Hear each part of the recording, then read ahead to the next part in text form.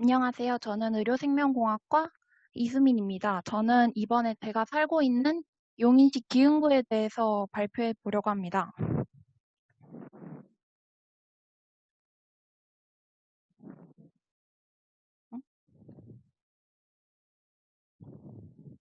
먼저 포토보이스의 과정은 대략 4가지로 이루어지는데요. 먼저 포토보이스 실시에 대한 공간과 동의, 그리고 포토보이스 과정에 대한 교육을 이해하고, 그리고 저희 집 주변을 촬영하고 왜 이러한 일이 발생했는지 원인을 분석하며, 원인을 분석한 후에는 해결 방안에 대해 모색해보는 과정을 거쳤습니다. 먼저 포토보이스란 지역사회 내에서 소외된 사람들이 사진이라는 매개체를 통하여 자신의 목소리와 경험을 드러내면서 지역사회의 변화를 촉진하는 방법을 이야기합니다. 저는 이러한 포토보이스를 통해 우리가 경험한 것과 인식한 것들을 사진이라는 매체를 통해서 직접 공감대를 형성하고 다같이 토론해보는 과정을 거치면서 해결 및 발전할 수 있다는 점에서 이번 포토보이스 참여가 우리 지역 사회의 문제점을 해결에 기여할 수 있다는 것에 의의를 두고자 합니다. 이제 저희 지역에 문제점이 발생하는 곳을 찾아서 촬영을 한 후에 문제점에 대해 분석해 보았습니다. 먼저 상가 옆 공간의 환경적인 문제에 대해서 말씀해 드리려고 합니다. 여기 보이는 이 사진은 편의점 및 여러 상가가 모여있는 공간 구석에 화분이 잔뜩 놓여져 있는 상황입니다. 저희 지역은 주로 단기간에 거주하시는 분들보다는 주위에 학교가 많이 존재해서 주로 초등학교나 초등학교 이전에 이사를 와서 20대 이사를 가는 형태가 제일 많이 분포하고 있습니다. 따라서 제일 많이 분포하는 연령층은 30대 4인 가족 혹은 60대 이상의 노인층이 제일 많이 분포하고 있으며 바로 옆에 산이 보이는 비교적 자연에 가까운 주거 형태를 갖고 있습니다. 이러한 환경적인 문제에 의해 과거 저희 집 또한 중학생 시절까지 식물을 굉장히 많이 키웠습니다. 하지만 학창 시절을 끝내고 대학교에 진학함에 따라 이사를 가거나 식물을 키우시고 계신 노년층 분들께서 이러한 식물을 처리하는 방법을 찾지 못해서 이러한 공간이 생겨나는 게 아닐까 추측하고 있습니다. 이러한 공간으로 인해 지역사회에 미치는 영향으로는 먼저 식물로 인해 유인되는 벌레가 근처 상업단지를 돌아가게 되면서 주민들에게 불쾌감을 유발하고 전반적인 생활 만족도 저하가 우려됩니다. 그리고 근처 시설 중에 편의점이 존재하는데 이러한 편의점에 벌레가 유입되는 경우에 위생과 관련하여 문제가 발생할 수 있습니다. 이러한 문제가 발생하는 경우 편의점 상권의 매출 저하가 생겨날 수 있으며 무단 투기로 버려지는 것은 식물 외 쓰레기들도 존재했기 때문에 해충 또한 발생하고 있습니다. 이러한 병원균을 옮기는 해충이 여름에 번식하게 되는 경우 벌레를 매개체로 하는 질병이 퍼질 가능성이 존재하는데요. 새로운 전염병의 매개체가 곤충으로 만약에 앞으로 발생하게 된다면 지역사회의 감염의 위험성이 증가하는 결과를 초래하게 됩니다. 그리고 이러한 무단 투기가 계속될수록 식물 및 쓰레기는 줄지 않고 계속 쌓여간 악순환의 반복이 우려됩니다.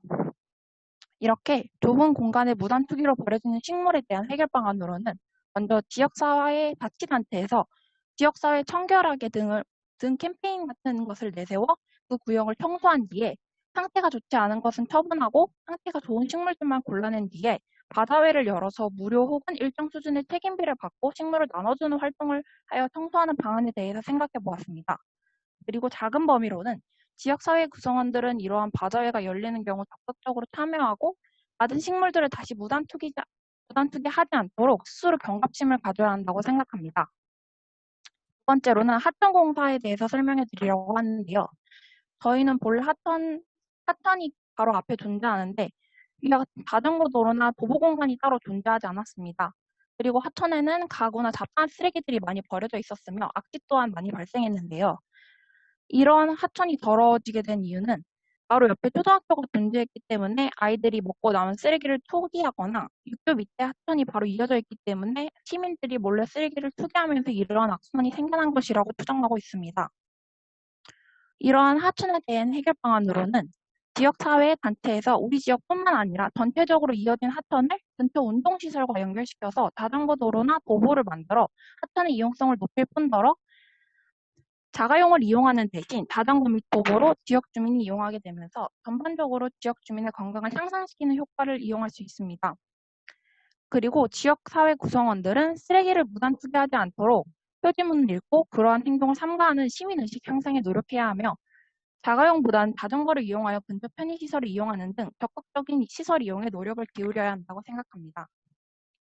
그리고 이 사진은 저희 집 앞에 있는 바로 횡단보도를 보여드리는 건데요. 초등학교 및 상가 앞에 2차선 도로가 있는데 원래는 이 사진에는 신호등은 일반 신호등이었으며 과거에는 제대로 작동하지 않은 경우도 꽤 있었습니다. 그리고 옆이 막혀져 있지 않았기 때문에 무단횡단하는 경우도 꽤 있었으며 특히 초등학생 아이들 경우 신호등이 제대로 작동하지 않기 때문에 무단횡단을 하는 경우가 있어서 안전사고의 위험성이 크게 나타났습니다.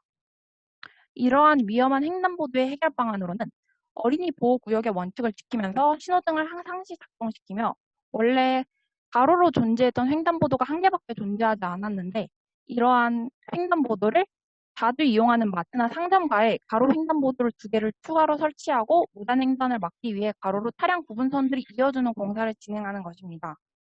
그리고 지역사회 구성원들은 시간 절약을 위해 무단횡단을 하기보다는 추가된 가로 횡단보도를 신호에 맞춰 잘 이용하며 운전자들은 특히 어린 하교 시간이나 보호구역에서는 속도를 내지 않고 저속주행을 하는 것이 안전사고를 예방하는 데 큰 도움이 될 거라고 생각합니다. 마지막으로 외벽공사에 대해 설명드리려고 합니다. 저희 아파트는 시민들의 자체적인 투표로 최근에 외벽공사를 실시하였는데요. 이러한 페인트를 칠하고 난 페인트 통들이 일정 단지 앞에 잔뜩 버려져 있었습니다. 이러한 폐기물의 해결 방안으로는 지역사회 구성원들로 투표된 외벽공사지만 이러한 오랜 시간에 걸쳐 이루어지는 페인트 공사가 끝날 때까지 방치하는 것이 아니라 3일 혹은 일주일의 간격으로 그때그때 처리하는 방안을 갈구해 보았습니다.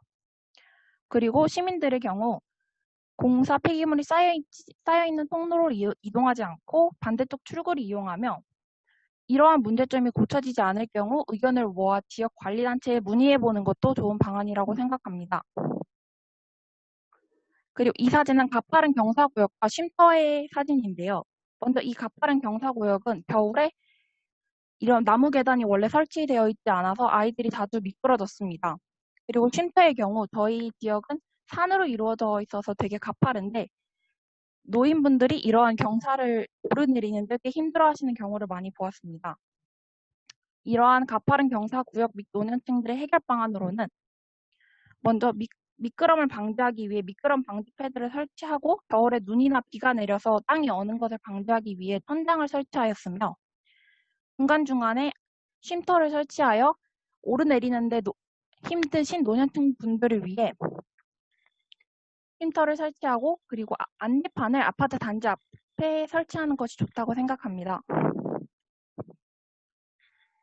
여태까지 소개해드린 것을 한눈에 키워드로 정리한 사진입니다. 시간상 이 부분은 생략하도록 하겠습니다.